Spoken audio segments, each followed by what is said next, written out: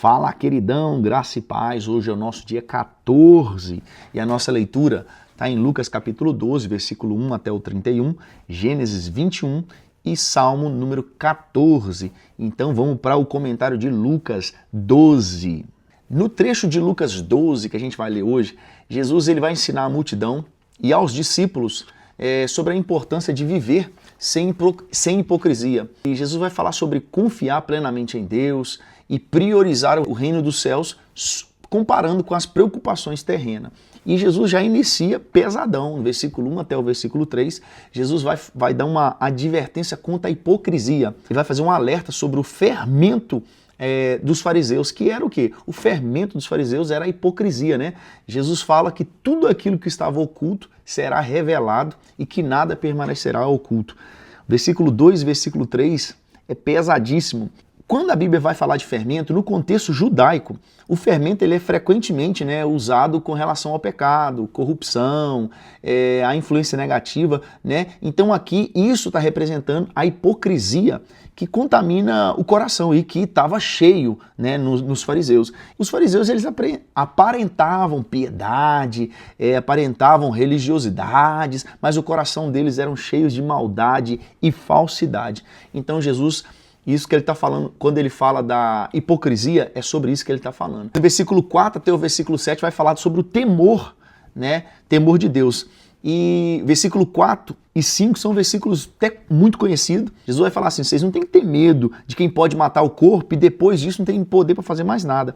Ele falou assim, mas eu vou mostrar quem vocês devem temer. É aquele que após matar o corpo tem o poder de lançar no inferno a alma. E Jesus vai falar aqui, até no versículo 7, Deus ele valoriza cada ser humano, menciona até que Deus ele sabe quantos fios de cabelo tem na cabeça do ser humano. Deus ele tem um cuidado minucioso, um cuidado especial em cada detalhe da nossa vida. E a questão do temor não está falando de medo, mas é reverência, é reconhecimento da autoridade suprema de Deus. Mas vem um pouquinho de terror aqui, né? De medo sobre os fariseus que estavam ouvindo essa palavra também. A partir do versículo 8, Jesus vai falar o seguinte, né? Aquele que confessar ele diante dos homens será confessado diante dos anjos de Deus, né? Então, ele alerta sobre o pecado contra o Espírito Santo, que não será perdoado. É o pecado que nós conhecemos como a blasfêmia, né? Eu tenho uma opinião sobre a blasfêmia, o que seria blasfêmia, e isso a gente, na minha opinião, tá, querido?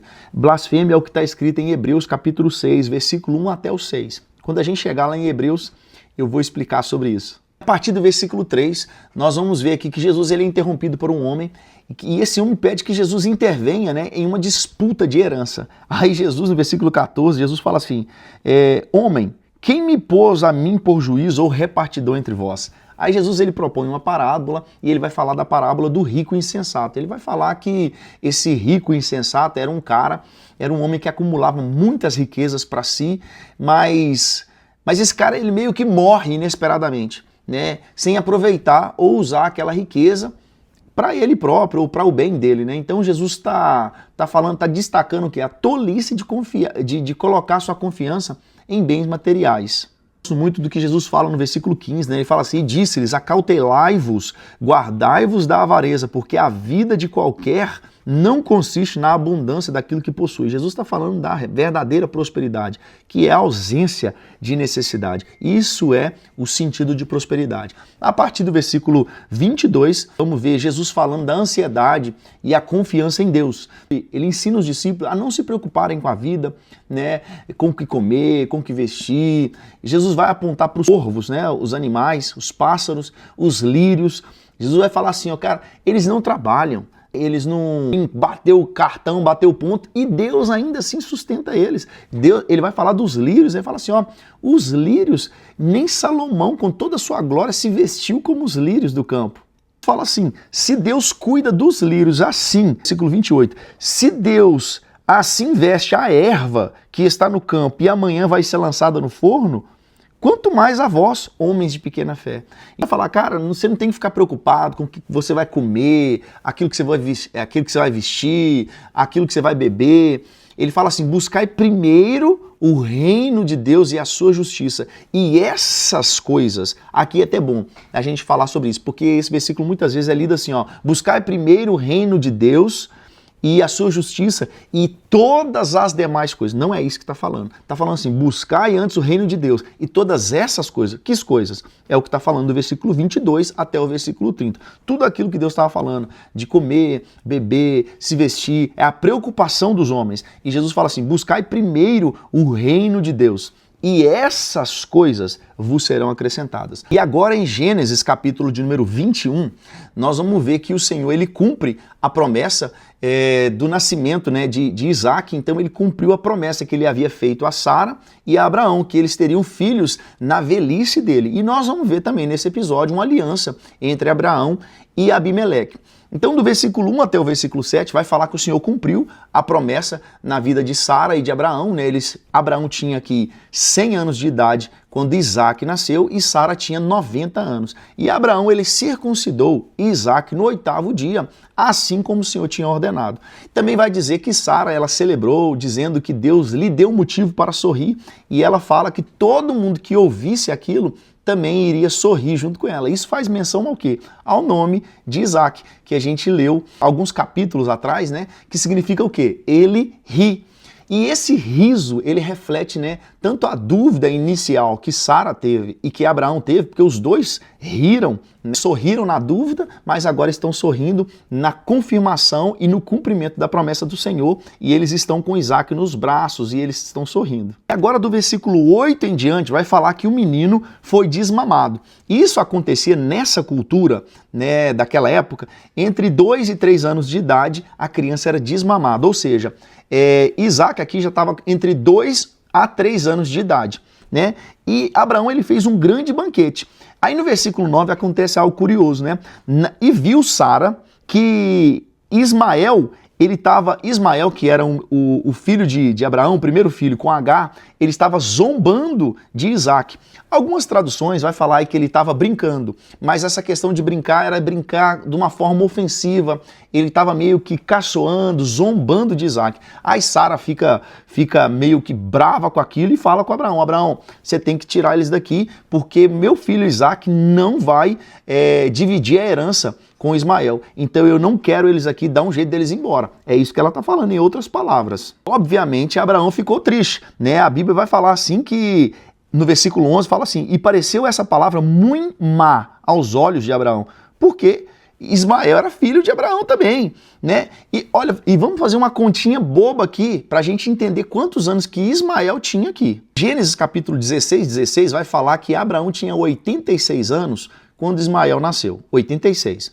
E agora em Gênesis 21:5 disse que Abraão tinha 100 anos quando Isaac nasceu, ou seja, entre eles tinha uma diferença de 14 anos. Quando Isaac nasceu, Ismael tinha 14 anos. Mas no versículo 8 fala que era uma festa, Abraão fez um banquete porque era uma festa do desmame de Isaac, ou seja, Isaac aqui já tinha entre 2 e 3 anos. Se Isaac tinha entre 2 e 3 anos, Ismael já estava ali entre os seus 16 e 17 anos. Então, por isso, Sara ela ficou muito revoltada quando ela viu Ismael com seus 16 a 17 anos, zombando de Isaac, que estava ali entre os seus 2 e 3 anos de idade. Então, Abraão fica profundamente triste porque ele já estava convivendo com Ismael, já tinha 16 a 17 anos de idade, e era filho dele, é filho. Aí ele ficou triste, só que Deus, ele entra nessa história e ele fala, Abraão, não precisa ficar preocupado não, escuta o que Sara está falando, porque eu tenho promessa na vida desse menino. Então, mais no versículo 13 é algo top, a gente tem que prestar atenção. Fala assim, mas também do filho dessa serva farei uma nação, porquanto é tua semente. Ou seja, todo mundo que era abençoado era por causa da aliança de Deus com Abraão. A gente viu isso em Ló, quando Sodoma ia ser destruído, Deus lembrou de Ló por causa de Abraão. E a gente vê que agora Ismael vai ser abençoado porque ele é semente de Abraão. Pela aliança que Deus fez com Abraão, os outros estavam sendo abençoados. Aí a gente vai ver aqui que Abraão, ele relutou um pouco, né? Mas Deus encorajou ele, falando assim, não, eu tenho algo também com Ismael, então eu vou fazer dele uma grande nação, mas a minha aliança vai ser estabelecida com Isaac. Então Abraão obedeceu e Agar parte agora com Ismael para o deserto de Berseba. Aí nós vemos que quando ela sai para o deserto, ela sai junto com Ismael, no versículo 15 vai falar que a água dela acabou. Quando essa água acaba e ela está no deserto, ela coloca o filho debaixo, ela coloca Ismael debaixo de uma árvore. Ismael estava com 16 a 17 anos. Ela falou assim, fica aí. E fala a Bíblia que ela estava numa distância de um tiro de flecha.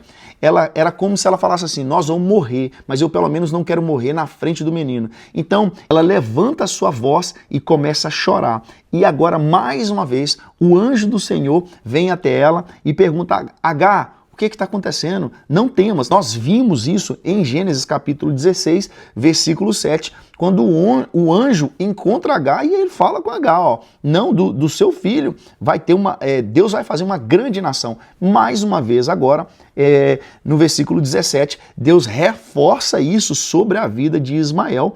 O anjo vai falar com ela assim, ó, levanta, pega o moço pela mão, porque dele eu vou fazer uma grande nação. Deus abriu os olhos dela e ela viu um poço de água, ela encheu o seu odre e deu de beber a Ismael e fala assim que Deus era com o moço. E vai continuar, no versículo 21, é importante isso aqui, ó, e habitou no deserto de Parã e sua mãe tomou-lhe uma mulher da terra do Egito para casar com esse. Isso lá na frente vai fazer uma diferença para nós. Aí a partir do versículo 22, nós vamos ver que Abimeleque ele faz um pacto com Abraão. Abimeleque e Ficol, que era o seu comandante, eles buscam uma aliança com Abraão, reconhecendo, né, que Deus está com Abraão em tudo. E esse Abimeleque é o mesmo Abimeleque do capítulo anterior, onde Abraão mentiu para ele sobre Sara ser irmã dele. Então Abraão concorda, né? Mas primeiro Abraão resolve um conflito que tinha acontecido sobre um poço, né? Que os servos de Abimeleque tinham tomado à força de Abraão.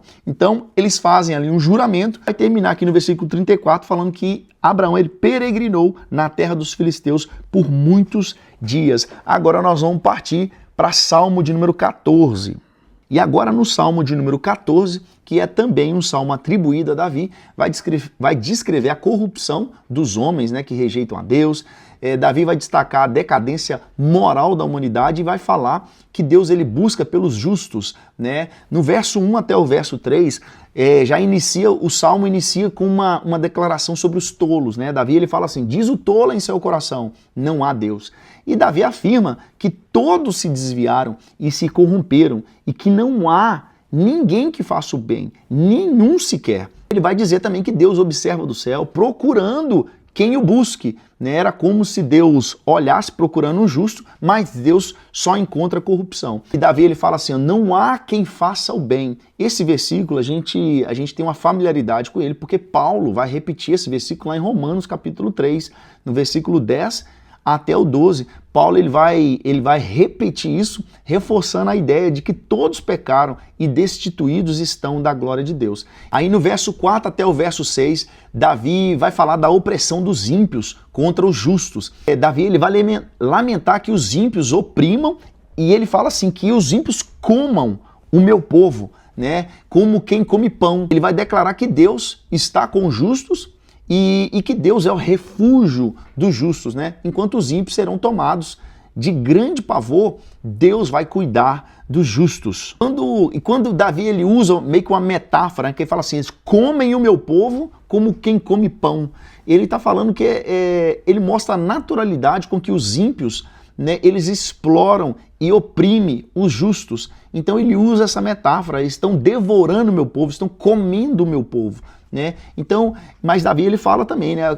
Ele fala do grande pavor que, embora os ímpios eles pareçam confiantes, haverá um momento em que eles vão ter um grande pavor, eles vão enfrentar um grande juízo de Deus. Aí no verso 7, Davi vai terminar expressando a confiança de que Deus vai restaurar o seu povo, né? E isso vai trazer alegria e regozijo. Quando Davi cita Sião aqui no verso 7, né, ele está referindo-se ao monte onde estava Jerusalém, porque era o centro do culto a Deus, né? A salvação a salvação que ele menciona aponta para a intervenção divina. E esse versículo é um versículo, esse verso 7, ele é messiânico, né? Ele aponta para a salvação definitiva que viria por meio de Jesus Cristo. Então, esse é o Salmo de número 14. Nos vemos amanhã no nosso dia 15. Só vem, tamo junto!